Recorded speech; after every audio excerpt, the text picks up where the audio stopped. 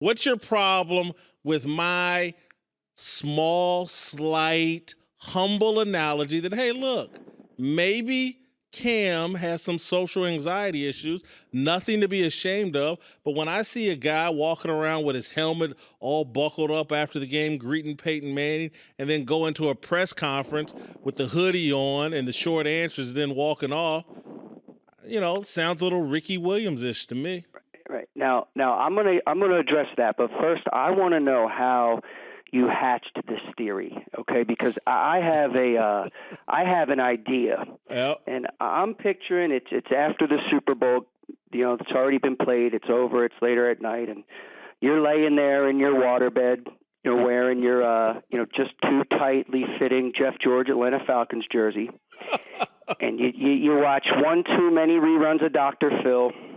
And this angle came through that Cam has social anxiety disorder. That's my theory. And for folks listening, I'm willing to bet that Jason Whitlock does indeed have a velour waterbed in that penthouse in Brentwood. No, it actually happened. I came up with the theory while holding a double filet of fish sandwich from McDonald's. How about that? All right. Well, listen, getting to the social anxiety, it's not something where you pick and choose. And in my opinion, Ricky Williams was a guy, he didn't want any attention. Right? Cam is a guy, he loves the attention, but he loves the positive attention. And, I work with kids, and there's a reason we talk about learning how to lose, because it is a learned thing dealing with loss. And if you watch young kids, they hate to lose, right? And many of them are bad sports.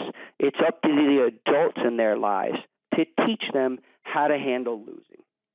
And it's clear that Cam hasn't had that proper teaching.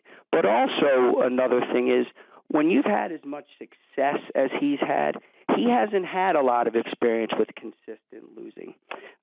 He's won at every level in a huge way. So now he comes on the biggest stage, and he handled it poorly. He acted like a child, and he's kind of doubling down on it right now.